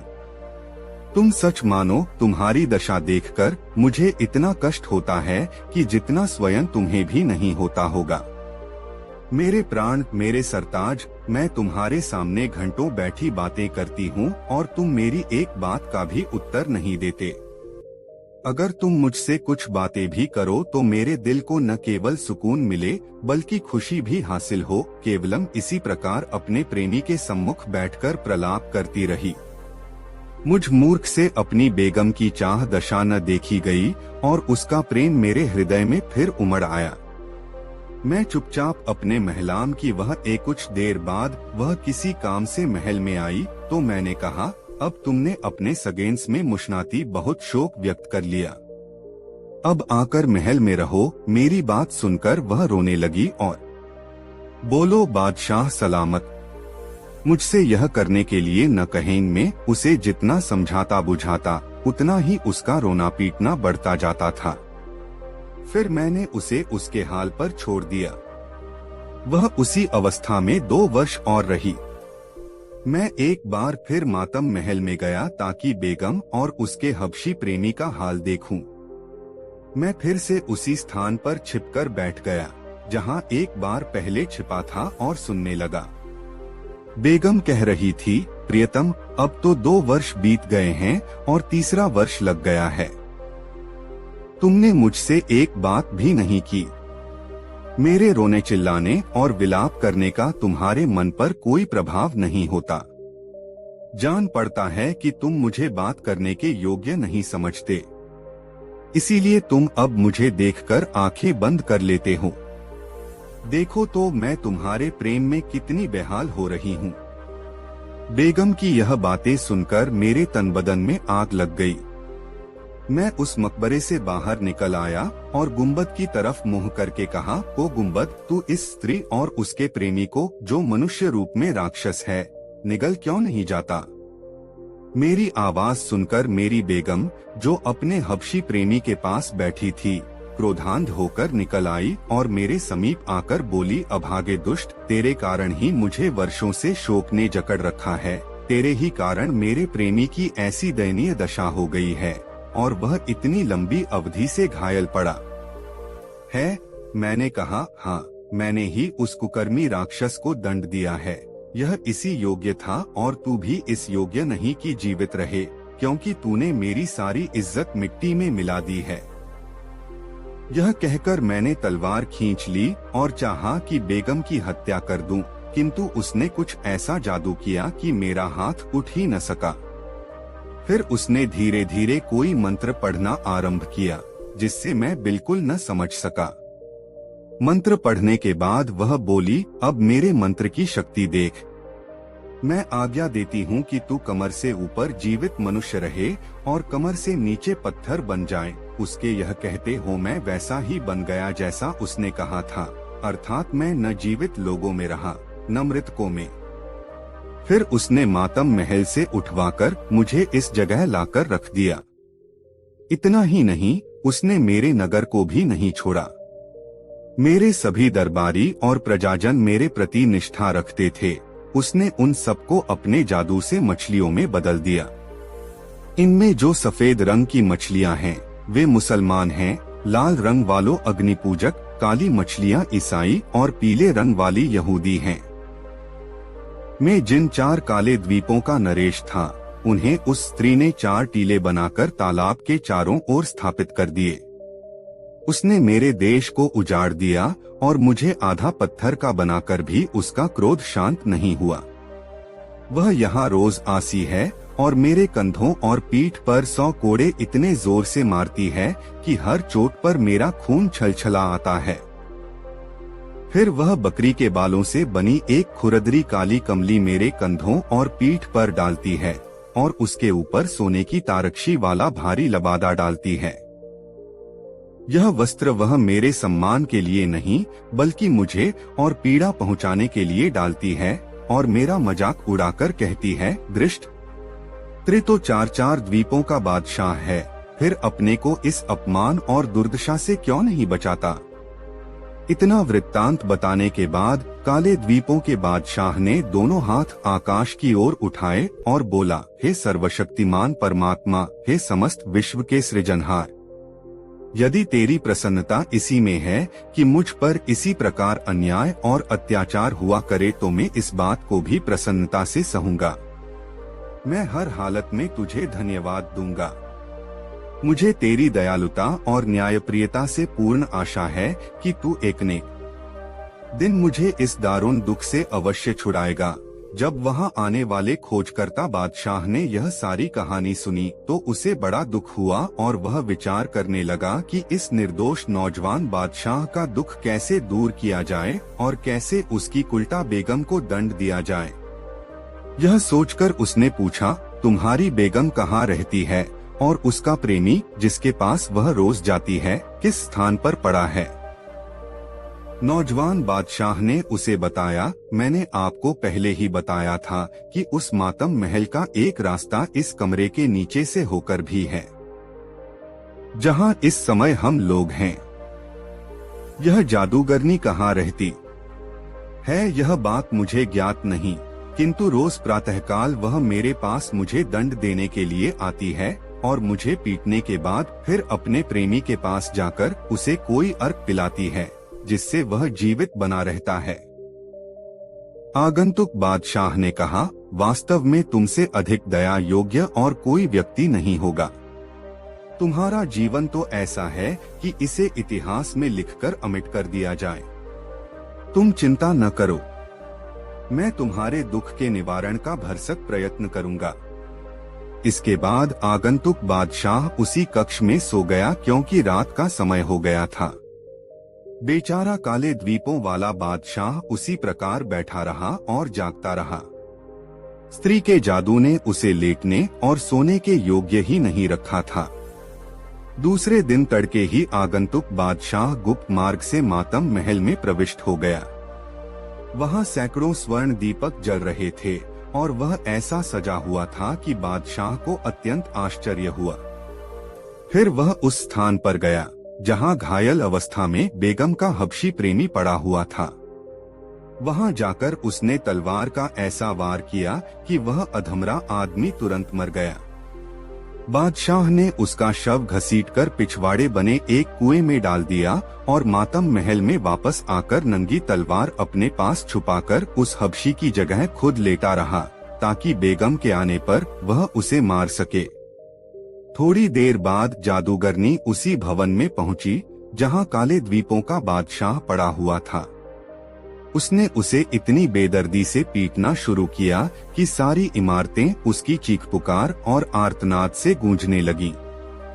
वह दीदी से पीटना शुरू किया और दया करने की प्रार्थना करता रहा, किंतु उस दुष्टश का हाथ 100 कोड़े मारे बगैर ककारा। इसके बाद सदा की भांति उस पर खुरदरी कमली और उसके ऊपर जरी का भारी लबादा डालक का मातम महल में आई और बादशाह के सम्मुख, जिसे वह अपना प्रेमी समझी थी, बैठकर विरह व्यथा कहने लगी। बोली, प्रियतम, मैं तुझे प्राणपण से चाहती हूँ और तू है कि मुझसे तनिक भी प्रेम नहीं करता। मेरा दिन और रात का चैन हराम हो गया है। तू अपने कष्टों का कारण मुझे ही समझता है। यद्यपि मैंने तेरे लिए अपने पति पर बेहद अत्याचार किया है, फिर भी मेरा क्रोध शांत नहीं हुआ है और मैं चाहती हूँ कि उसे और कठोर दंड दूं, क्योंकि उसी अभागे ने तेरी ऐसी दशा को है। लेकिन तू तो मुझसे कुछ कहता ही नहीं, हमेशा होंठ बंद किए रहता है। शायद तू चाहता है कि अपनी चुप्पी से ही मुझे इतना व्यथित कर दे कि मैं तड़प तड़प कर मर जाऊं। भगवान के लिए अधिक नहीं तो एक बार तो मुझसे बात कर ले, जिससे मेरे दुखी मन को शांति मिले। बादशाह ने उनीदे स्वर में कुरान शरीफ की यह आयत पढ़ी। लाहौल बिला कुव्वत। बादशाह ने यह आयत इसलिए पढ़ी थी क्योंकि इस्लामी विश्वास के अनुसार इस आयत को पढ़ने से शैतान भाग जाता है, किंतु बेगम के लिए इसे भी सुनना सुखद आश्चर्य था। वह बोली, प्यारे, यह सचमुच तू बोला था कि मुझे कुछ धोखा हुआ था? बादशाह ने हबशियों के से स्वर में घृणा पूर्वक कहा, तुम इस योग्य नहीं हो कि मैं तुमसे बात करूं या तुम्हारे किसी प्रश्न का उत्तर दूं। प्राणप्रिय बेगम आश्चर्य से बोली, मुझसे ऐसा क्या अपराध हुआ है जो तुम ऐसा कह रहे हो? बादशाह ने कहा, तुम बहुत जिद्दी हो, किसी की नहीं सुनती, इसलिए मैंने कुछ नहीं कहा। अब पूछती हो तो कहता हूँ। तुम्हारे पति के रात दिन चिल्लाने से मेरी नींद हराम हो गई है। अगर उसको चीख पुकार न होती तो मैं कब का अच्छा हो गया होता और खूब बातचीत कर पाता।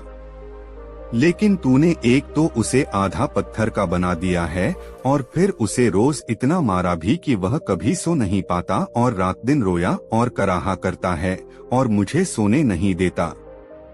अब तू ही बता कि मैं तुझसे क्या बोलूं और क्या बात करूं। इस पर जादूगरनी ने कहा, तब क्या तुम यह चाहते हो कि मैं उसे मारना बंद कर दूं और उसे पहले जैसी स्थिति में ले आऊं? अगर तुम्हारी खुशी इसी में है तो मैं अभी ऐसा कर सकती हूँ। हबशी बने हुए बादशाह ने कहा, मैं सचमुच यही चाहता हूँ कि तू इसी समय जाकर उसे दुख से पूरी तरह मुक्ति दे दे, ताकि उसकी चीख पुकार से मेरे आराम में विघ्न न पड़े। तभी बेगम ने मातम महल के एक कक्ष में जाकर एक प्याले में पानी लेकर उस पर कुछ ऐसा मंत्र फूंका कि वह उबलने लगा। फिर वह उस कक्ष में गई जहां उसका पति था और उस पर वह पानी छिड़क कर बोली, यदि परमेश्वर तुझसे अत्यंत प्रसन्न है और उसने तुझे ऐसा ही पैदा किया है तो तू इसी सूरत में रह, किंतु तेरा स्वाभाविक रूप यह नहीं है तो मेरे जादू से अपना पूर्व रूप प्राप्त कर ले। और फिर तू यदि खैरियत चाहता है तो फौरन यहाँ से भाग जा, फिर कभी यहाँ आया तो जान से मार दूंगी। बेगम के जाते ही वह नौजवान बादशाह तत्काल ठीक हो गया और चुपचाप वहाँ से निकल गया। लेकिन वह अपनी जिज्ञासा को दबा न सका और उसी इमारत में छुपकर देखने लगा कि देखें आगे क्या होता है। बेगम वहाँ से फिर मातम महल में आई और हबशी बने बादशाह से बोली, जो तुम चाहते थे वह मैंने कर दिया, अब तुम उठ बैठो जिससे कि मुझे चैन मिले। बादशाह हबशियों जैसे स्वर में बोला, तुमने जो कुछ किया है उससे मुझे आराम तो मिला है, लेकिन पूरा आराम नहीं मिला। तुम्हारा अत्याचार अभी पूरी तरह से दूर नहीं हुआ है और मेरा चैन अभी पूरा नहीं लौटा है। तुमने सारे नगर को उजाड़ रखा है और उसके निवासियों को मछली बना दिया है। हर रोज आधी रात को सारी मछलियां पानी से सिर निकालकर हम दोनों को कोसा करती हैं। इसी कारण मैं निरोग नहीं हो पाता। तुम पहले शहर और उसके निवासियों को पहले जैसा बना दो, फिर मुझसे बात करो। यह करने के बाद तुम अपनी बाह का सहारा देकर मुझे उठाना। बेगम इस बात पर भी तुरंत राजी हो गई। वह तालाब के किनारे गई और थोड़ा सा अभिमंत्रित जल उस तालाब में छिड़क दिया। इससे वे सारी मछलियां नरनारी बन गई और तालाब की जगह सड़कों, मकानों और दुकानों से भरा नगर बन गया। सब कुछ पहले जैसा बनाकर वह जादूगरनी फिर मातम महल में गई और खुशी से चहकते हुए कहने लगी, प्यारे, तुम्हारी इच्छानुसार मैंने सब कुछ पहले जैसा कर दिया ताकि तुम पूर्णतः स्वस्थ और निरोग हो जाओ। अब तुम उठो और मेरे हाथ में हाथ देकर चलो। बादशाह ने फिर हबशियों जैसे स्वर में कहा, मेरे पास आओ। वह पास आ गई। तब बादशाह बोला, और पास आओ। वह उसके बिल्कुल पास आ गई। बादशाह ने उछलकर जादूगरनी की बाहें पकड़ लीं और उसे एक क्षण भी संभलने न दिया और उस पर इतने जोर से तलवार चलाई कि उसके 2 टुकड़े हो गए। बादशाह ने उसकी लाश भी उसी कुएं में डाल दी जिसमें उसने हबशी की लाश फेंकी थी। फिर बाहर निकलकर वह काले द्वीपों के बादशाह को खोजने लगा। वह भी पास के एक भवन में छुपा उसकी प्रतीक्षा कर रहा था। आगंतुक बादशाह से उसने कहा, दोस्त, अब किसी तरह का डर नहीं है। मैंने तुम्हारी उस जादूगरनी बेगम को ठिकाने लगा दिया है। काले द्वीपों के बादशाह ने सविनय उसका आभार प्रकट किया और पूछा, अब आपका इरादा क्या अपने नगर को जाने का है? हाँ, मैंने जो रहस्य जानना था वो जान लिया और अब मैं चाहता हूँ कि तुम भी मेरे साथ मेरे राज्य में चलो। हमारे महल में कुछ दिन आराम करो, फिर अपने काले द्वीप को चले आना। इस पर नौजवान बादशाह हंस पड़ा और बोला, क्या आप अपने नगर को यहाँ से निकट ही समझे हुए हैं? इसमें क्या संदेह है? मैं तो 4-5 घड़ी के अंदर ही तुम्हारे महल में आ गया था। तब काले द्वीपों के बादशाह ने कहा, आपका देश यहाँ से पूरे 1 वर्ष की राह पर है। उस जादूगरनी ने अपने मंत्र बल से मेरे देश को आपके देश के निकट पहुंचा दिया था। अब मेरा देश फिर अपनी जगह पर वापस आ गया है। आगंतुक बादशाह को यह सुनकर बड़ी चिंता हुई। इस पर काले द्वीपों के बादशाह ने उससे कहा, यह दूरी और निकटता कुछ विशेष चिंता की बात नहीं है। मैं आपके उपकार से जीवन भर ऋणी नहीं हो सकता। आगंतुक बादशाह अब भी चकराया हुआ था कि वह अपने देश से इतनी दूर कैसे पहुंच गया। यह देख काले द्वीपों के बादशाह से कहा, आपको इतना आश्चर्य क्यों हो रहा है? आप तो उस स्त्री की जादू की शक्ति स्वयं देख चुके हैं। आगंतुक बादशाह ने कहा, खैर, अगर दोनों देशों में इतनी दूरी है और तुम मेरे देश न जाना चाहो तो न चलो, लेकिन मेरे कोई पुत्र नहीं है, इसलिए मैं चाहता हूँ कि तुम्हें अपने देश का युवराज भी बना दूं ताकि मेरे मरणोपरांत मेरे राज को भी तुम संभालो। काले द्वीप के बादशाह ने यह स्वीकार कर लिया और 3 सप्ताह की तैयारी के बाद सेना और कोष का प्रबंध करके उसने 100 ऊंटों पर भेंट की बहुमूल्य वस्तुएं लदवाई और अपने 50 विश्वस्त सामंतों और भेंट का सामान लेकर वह आगंतुक बादशाह के साथ उसकी राजधानी की ओर रवाना हुआ। जब उस बादशाह की राजधानी कुछ दिन की राह पर रह गई तो उसने हरकारे भेज दिए ताकि वे बादशाह के लौटने का समाचार उसके दरबारियों और नगर निवासियों को दे दें।